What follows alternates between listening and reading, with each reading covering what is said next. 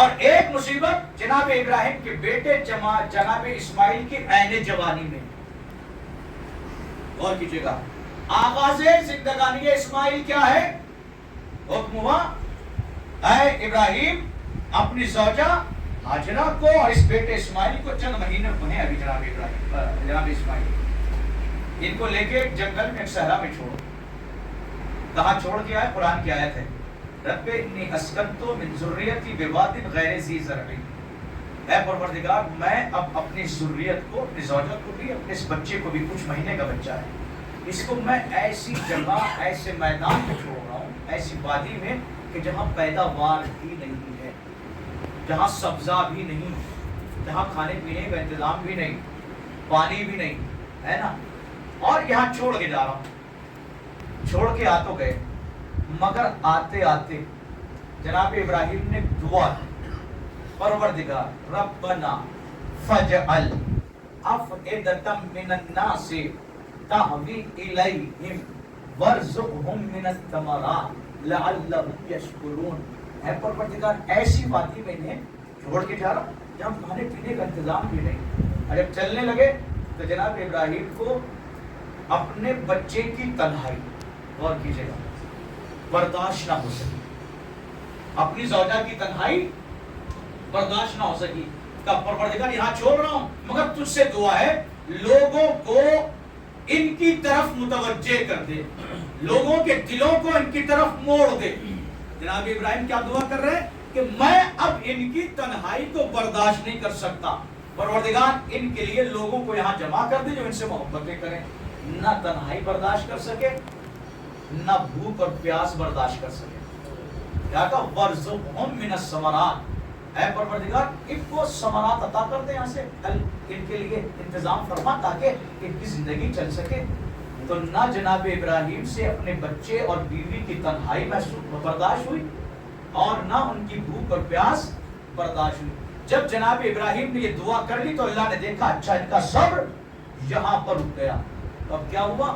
اللہ نے ثمرات کا انتظام تو کیا, پانی کا انتظام کہاں سے ہو؟ کہ بچہ پیاس سے جب تڑپنے لگا, ماں موجود ہے, ماں بھی تڑپنے لگی. اب کیا کرے؟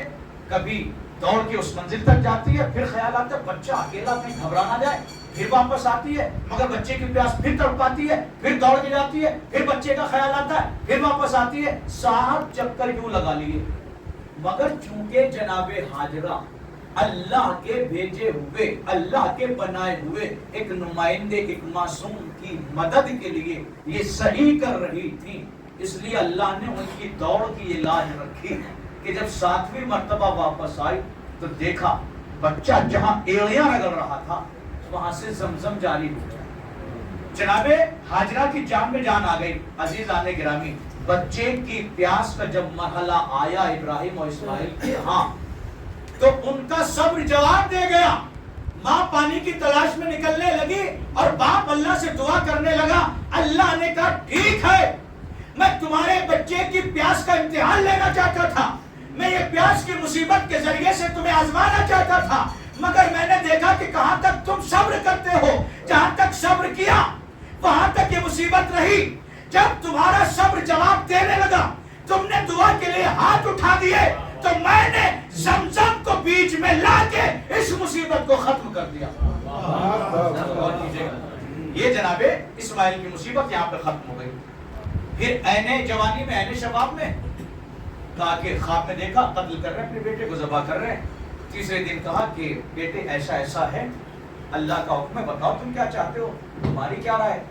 وہ بھی کہنے لگے اللہ کے نبی تھے, صبر دونوں کو کرنا ہے, مصیبت دونوں کو برداشت کرنا ہے. کہا یا ابتی فعل ما تؤمر, میرے بابا جان جس چیز کا اللہ نے آپ کو حکم دیا اسے کر ڈالیے. ستجدنی انشاءاللہ من الصابرین, آپ انشاءاللہ مجھے صبر کرنے والوں میں پائیں گے. کیا لفظ جناب اسماعیل کی زبان پر جاری ہوا؟ صبر کرنے والا پائیں گے. یعنی جناب اسماعیل نے بتایا کہ اگر باپ کو بھی اللہ کی جانب سے جوان بیٹے کے گلے پہ اپنے ہاتھوں سے چھری چلانے کا حکم ہو تو اس پر بھی صبر کرنا امامت کا پہلا فریضہ ہوتا ہے. انہوں نے صبر کر لیا, لیکن کہاں تک؟ اللہ نے دیکھا کہ گھر سے چلے قتل کرنے کے ارادے سے، باپ قتل ہونے کے ارادے سے بیٹا، مینا میں آ گئے، دونوں راضی ہیں قتل ہونے پر بھی قتل کرنے پر بھی، لیکن جب قتل کی آخری منزل آئی تو جناب اسماعیل نے آواز دی، بابا جب میرا گلا کاٹ لیے گا تو میرے ہاتھوں کو باندھ دیجیے گا، میرے پیروں کو باندھ دیجیے گا۔ کیوں اسماعیل؟ یہ ہاتھ اور پیروں کو باندھنے کا ہو، یہ گزارش کیوں کرنا اپنے بابا سے؟ آواز آئے گی، انہوں نے اپنے بابا سے کہا، بابا تاکہ جب چھری میرے گلے پر چلے تو میں تکلیف سے، گردن کٹنے کی تکلیف سے میں زیادہ تڑپتا ہوا نظر نہ ہوں۔ آ گیا صبر، ایک جگہ پہ آ کے رک گیا نا کہ نہیں، کھلے ہاتھوں سے کھلے پیروں کے ساتھ قتل ہونا جناب اسماعیل کو ان کی قوت برداشت سے ذرا سا باہر کا تھا۔ انہوں نے کہا میرے ہاتھ پیر باندھ دیجیے گا، ٹھیک ہے، یہ ان کے صبر کی منزل۔ جناب ابراہیم لٹا دیا، ہاتھ پیر باندھ دیے، صبر چل رہا ہے، بالکل برابر برابر چل رہا ہے، لیکن جب چھری نکال لی اور گلے پر رکھنا چاہیے تو جناب ابراہیم کا اب صبر یہاں پر ساتھ چھوڑ گیا، تو آنکھوں پر پٹی باندھی۔ کیوں باندھی پٹی آنکھوں پر؟ پروردگار قتل تو کروں گا تیری راہ میں، مگر جب بیٹے کے گلے سے خون بہے گا نا وہ نہیں دیکھ سکتا، قتل کروں گا مگر بہتا ہوا خون نہیں دیکھ سکتا، پٹی باندھ دی۔ اللہ نے دیکھا کربلا جیسی مصیبت تھی کہ نہیں تھی؟ ایک پیاس کی مصیبت بچپنے میں، قربانی کی مصیبت جوانی میں، ابراہیم نے آخری منزل تک برداشت کیا، صبر کیا، لیکن جب آنکھوں پر پٹی آئی تو خدا نے دیکھا اب ابراہیم کا صبر آگے نہیں جا سکتا، تو اللہ نے مصیبت کو ٹال دیا کہ تمہارے بیٹے کو قتل نہ ہونے دیں گے، ہم دمبے کو ذبح کر ڈالیں گے، ہے نا، بچ گیا۔